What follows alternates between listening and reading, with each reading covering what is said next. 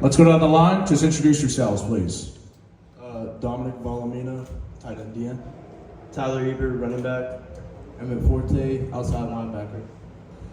All right. Now, last year, a return to form for Thomas Jefferson, getting that WPIAL championship once again. And it seems like you guys are just kind of an unstoppable force. What is the outlook going into 2025?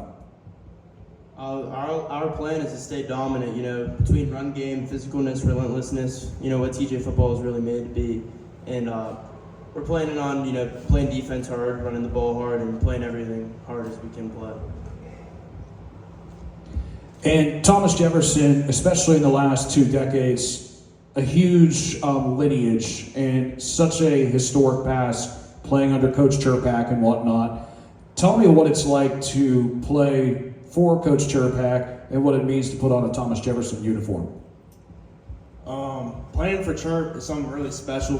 Not everyone gets to do it in the WPIAL. He's been the guy for 30 years. He has so much history, coaching so many good players, but taking so many teams so far, he's him.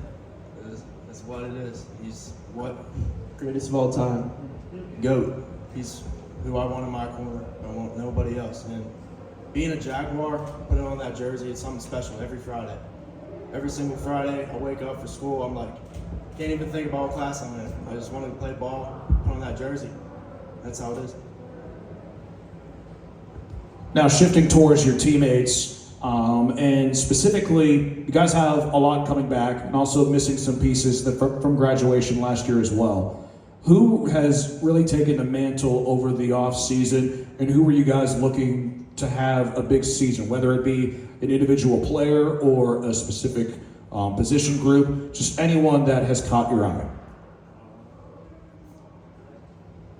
I feel like Zach Villa has really stepped up from during the offseason in a leadership standpoint, but a lot of guys have really stood up because we've obviously had a lot of big positions, big players leave.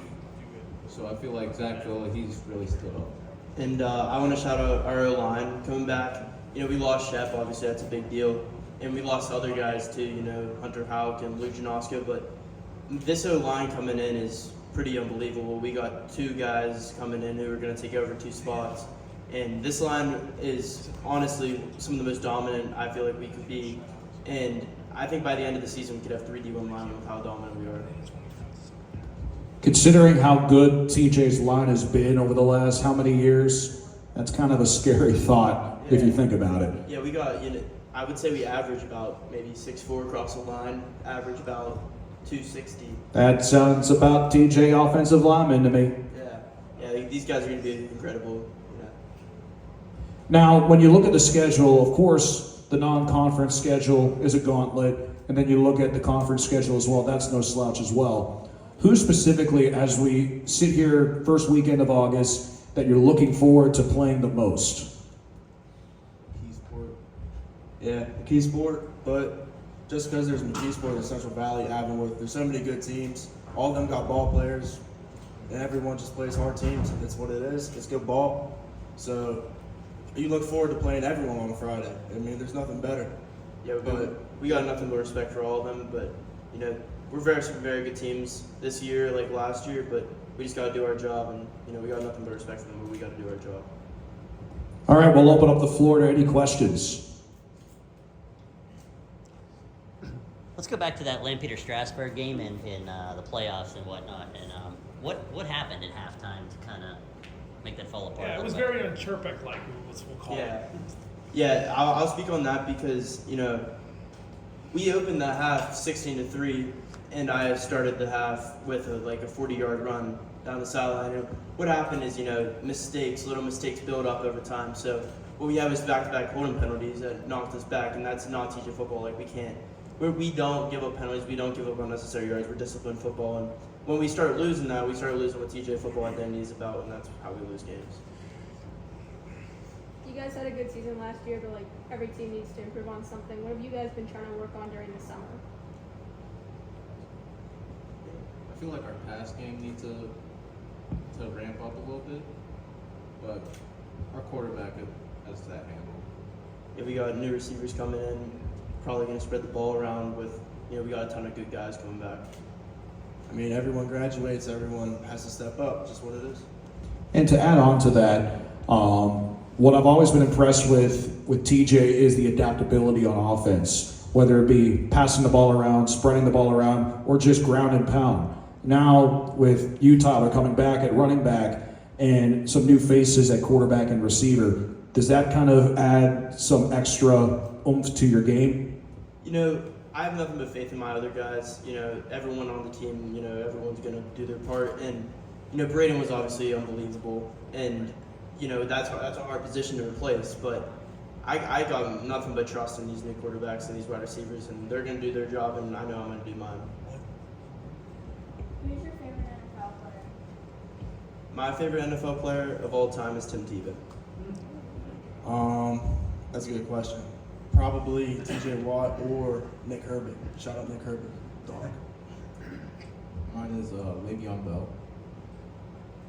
Most impactful coach you've had either currently or in your history? Bill Churpak. Bill Churpak. Yeah, Chirp, and I want to shout out my performance coach that passed away, Ed Weetholder. He was one of the first people to believe in me. Anybody else?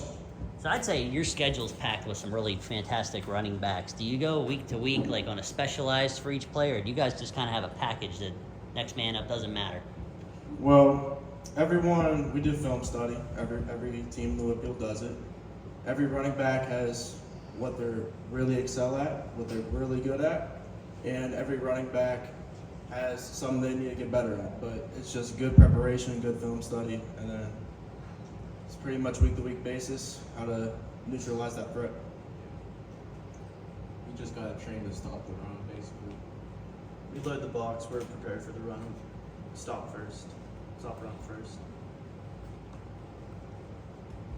All good, everyone? Hey, on average, how much film do you guys watch a week? Well, we practice 4 times a week. And we have film study on the weekends, film study after practices every single day. So upwards of 4 hours a week, 4 or 5 hours, and everyone watches film on their own. You can always get better. Well, when you watch after practice, the coaches are involved, I assume? Yes, sir. So you're with a coach 4 to 5 hours a week watching film? Yeah.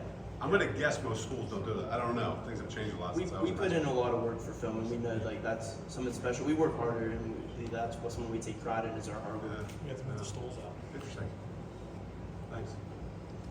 Anybody else?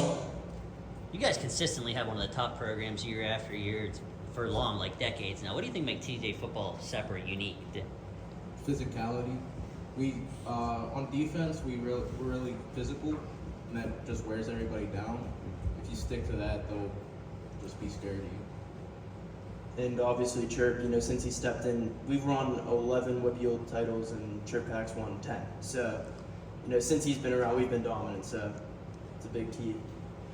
What do you have to do to get back to the PIAL semifinals this year and possibly win a 4A title?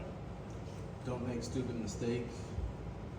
Simple terms, it's play TJ football. It's just relentlessness, physicalness, everything we had last year, and then we got to add on top of that.